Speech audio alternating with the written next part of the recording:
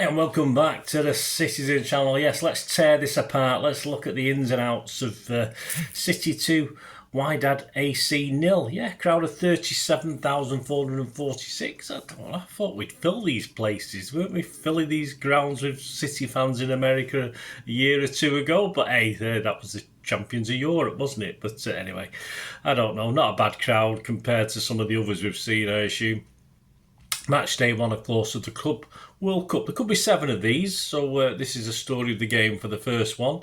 There will definitely be 3, so we'll get the 3 out of the way and we'll see how things progress from there.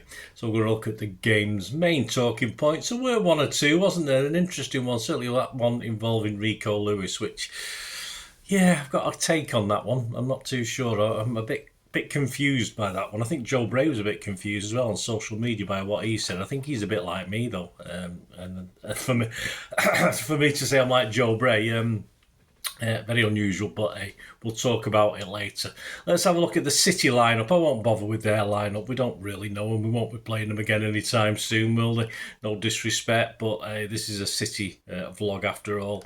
The City lineup: Edison, Lewis, Rice, Ake, O'Reilly, Reinders, Foden, Cherki, Savinho, Doku and Marmoush. A good bench: Ortega, Stones, Akanji, Diaz, Ait Nouri, Gvardiol, Kusanov, Gundo, Silva, Roderick, Nunes, Bob, Gonzalez, Etchev, Messi or Very and Haaland. So yeah, pretty strong bench that one.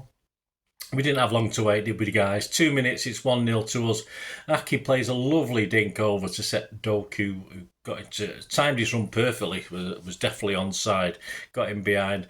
It was back in the danger area. I don't think he was specific at who he was aiming at, but it ended up at Phil Foden's feet, who played it to Savvy on the right.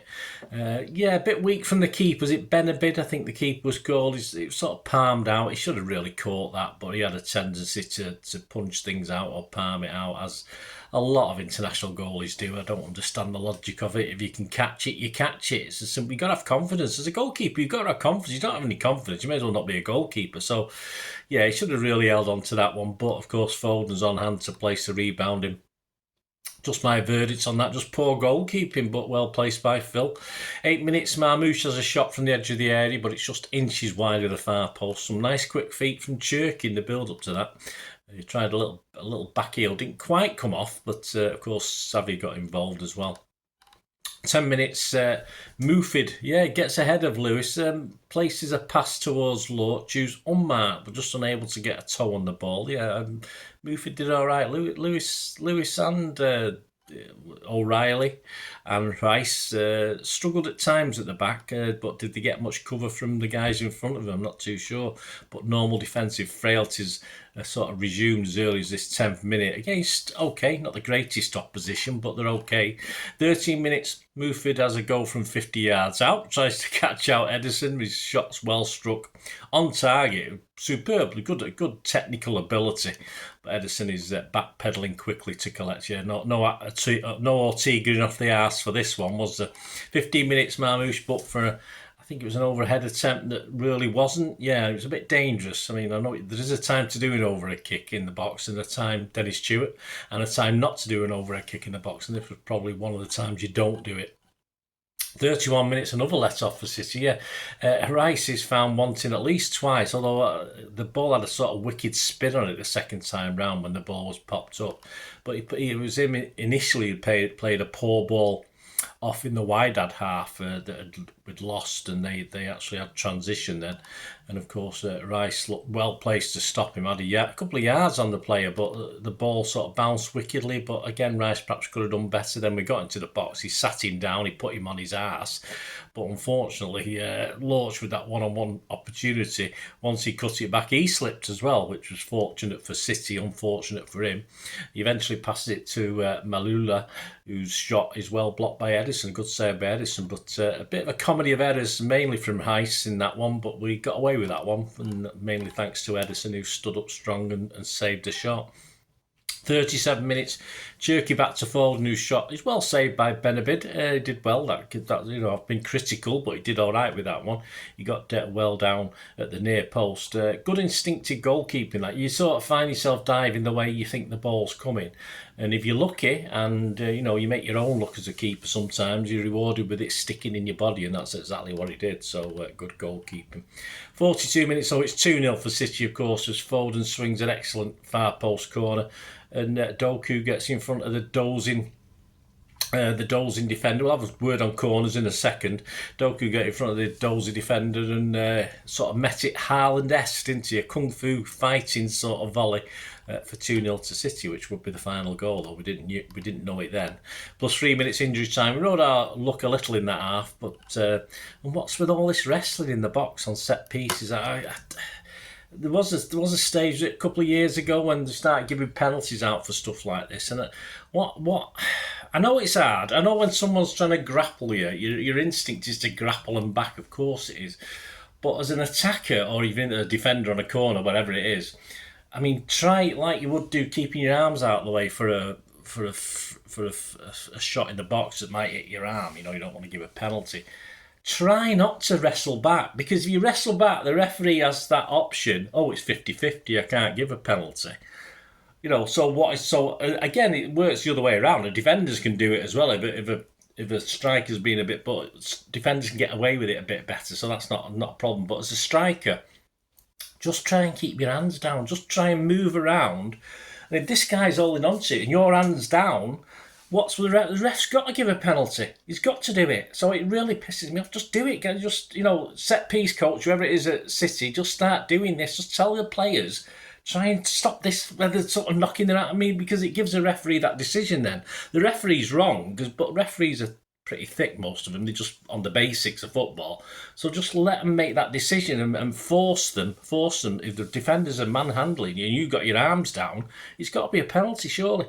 Anyway, but that's just a real bugbear with me. It has been for many, many years when this has been happening. But it needs to be sorted out. 54 right into the second half, 54 minutes. Sorry about that, guys. I thought I just wanted to make that point. 54 minutes, Wydad tries to play out from the back, and Ferreira slips, presenting the ball and a shooting chance to Doku. I think Foden was a little bit behind play. He had a bit of a whinge saying he should have played him in, but I think Doku was right to take the effort and have a go. But of course, it was far too close to the keeper, and it wasn't really a difficult save for the keeper. So perhaps Doku could have done a little bit better. Or I say Foden was coming up, but he was a bit of a way back. So I'm not going to blame Doku for having the shot, but he just obviously couldn't score it. 60 minutes, Cherky, Foden and Doku, replaced by Rodri, Haaland and Bob. That's not a bad substitution, is it? 68 minutes, Gundo comes on for Marmouche. 74 minutes, forward run from Rico Lewis, who does well to find space in and around the box and lays it off to Erling, who on the half turn, his shot is always hit very, very well, but it's always rising, so it ends up about 2 yards over the bar or something like that.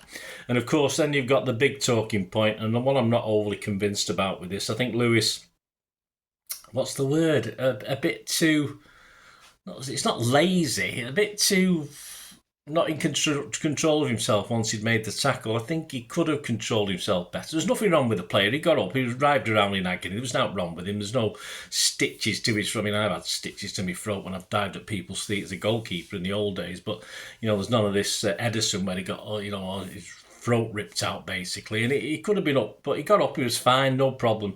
But that's not the point. I thought in a game like this, I think a booking, when you think of the early challenge in the first half where the City player nearly got his bollocks chopped off by the Wydad player, and just a booking. I think this was a booking, but I just think Lewis perhaps switched off. I don't think he deliberately, but sometimes when your foot comes, you sort of, rather than quickly pull it back, you sort of let it just follow momentum, which is fair enough. But I just thought Lewis was a little bit iffy on that one, but I certainly wouldn't have sent him off. I don't think there's any real malice in it. It was just a situation. Sometimes when you play football and something happens, you find yourselves slowing your pace down for some reason. It's not a fault. You think, all right, I'm gonna sort of carry on with my boot here. It just happens. It's just how it is, momentum. But it's just your mind switches off a little bit as well. And I think Lewis's did.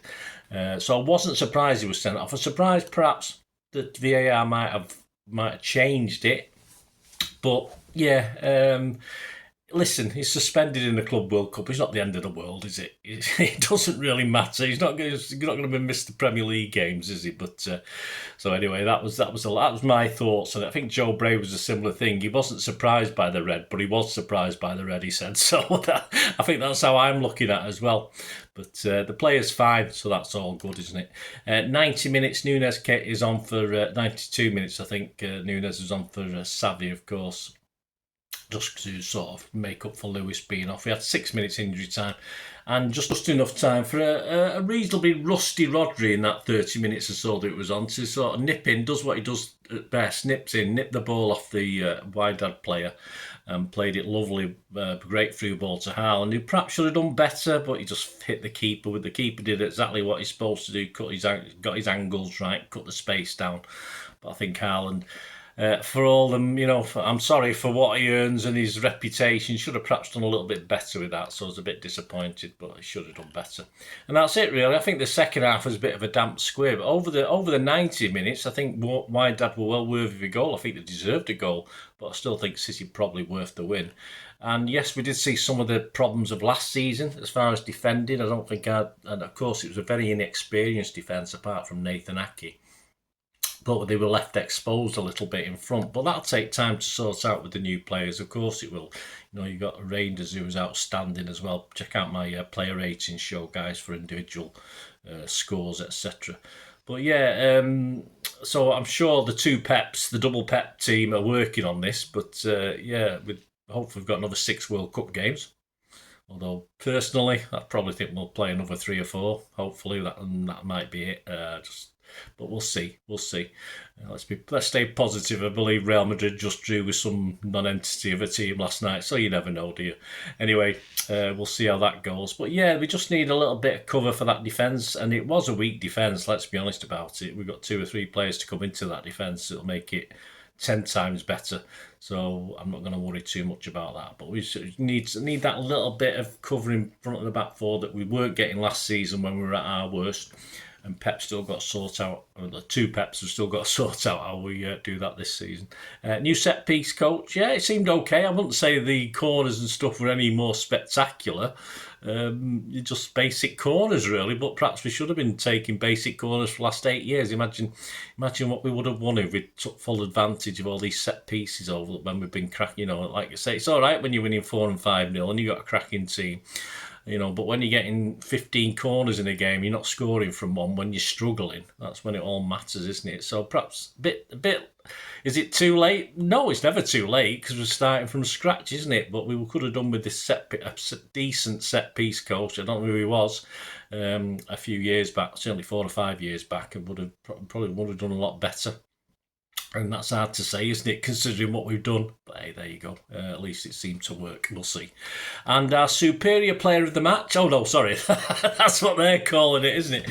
Your superior player of the match was Phil Foden, yes. But anyway, I'll stick to man of the matches or City player of the match. UEFA, of course, gave it Phil Foden. City gave it Phil Foden.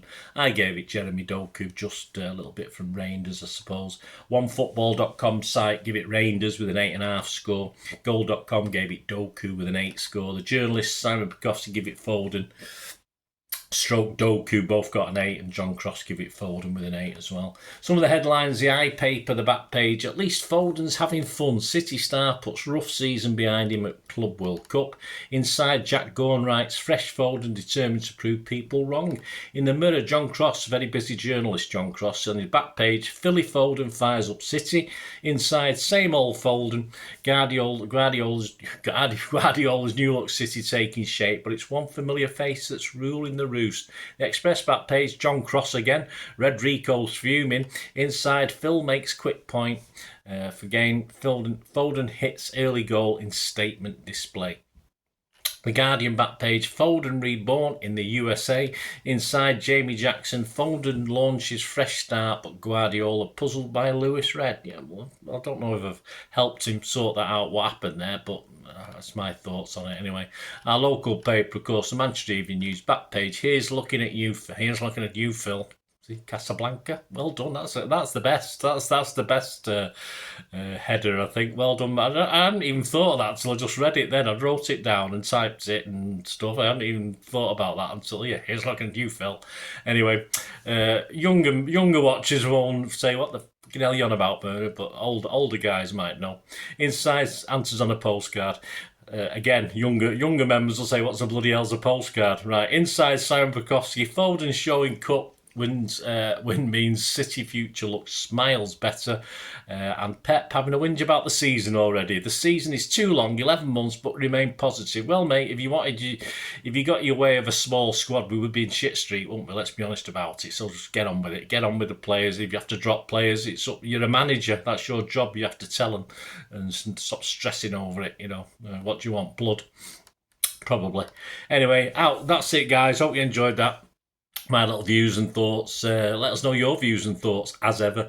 And out Saturday will be the preview of match day 2, which is a 2 a.m. Monday morning kickoff. I'm in work at 4 a.m, so I've got to work out whether I get to work early and watch it there, or I watch most of it here and then go to work, or I watch the first half and try to get in work for the second half. The problems you have following City in your work, in a month's time I won't have this problem because I won't be working. But, typical. Couldn't you have had the World Cup a month later? Would have been so easy for me. But anyway, we'll sort that out. I'll do my preview of it anyway on Saturday. We're playing Al Ain FC in Atlanta, Georgia. Let's see what the crowd is for that one, shall we? And also, as I said, the player ratings is already out there, so have a check out of that. I'm doing an ongoing special, of course, on a KDB. Please check those out, guys. A lot of work goes into them, a lot of great information. A little thank you. And, of course, sadly passed away last week as I'm recording this, Barney Daniels. Yes, my Bernard, my namesake, who I sort of liked at the time because of his name. Simple as that, I'll be honest with you. But he recently passed away, so there's a little special on that as well, guys. So please, again, effort and time, if you can give him your time, give Barney Daniels, rest in peace, Blue. Have a look at that. That'll be wonderful as well. Thanks for watching, guys. Please, if you want to find ways of helping the channel out and you're smashing those buttons, guys, the likes and subscribe button, that's wonderful. And there are other ways of helping the channel out going forward as well. So please stay watching. I hope you enjoyed the feature, and if you can support me through the subscription, if you can subscribe, guys, that'd be wonderful if you've not already done so. We do actually have memberships at the moment, just 99p a month, so you get access to all my City stuff, including all the history vlogs, dozens and dozens not been published yet that you get immediate access to, and every time I do a edit and do a vlog, you get immediate access to it as well. So you can have a copy of scripts as well if you want any hard copy of the sort of things I do on matches and teams and managers and players, etc, etc. So if you can join the membership, that'd be wonderful. We'd fine. And if you want to support the channel just by watching the ads, that helps. Watch the ads, let them play through while you just have to check your phone or something, let it play out. And of course, if you follow any of the links, that always works as well. You follow a link to one of the ads and you fancy something. I've done it myself. I've followed a link and actually purchased something from another organisation. But it can happen. It can happen. Not all ads are stuff you're not interested in. And of course, if you can give us a like, guys, that would be absolutely fantastic. All likes are much appreciated. Anyway, thanks for watching. Until the next time, of course, I only ever ask one thing, don't I? Please, I ask you all to stay safe, especially you Blues. Until the next time, come on, City. Bye for now.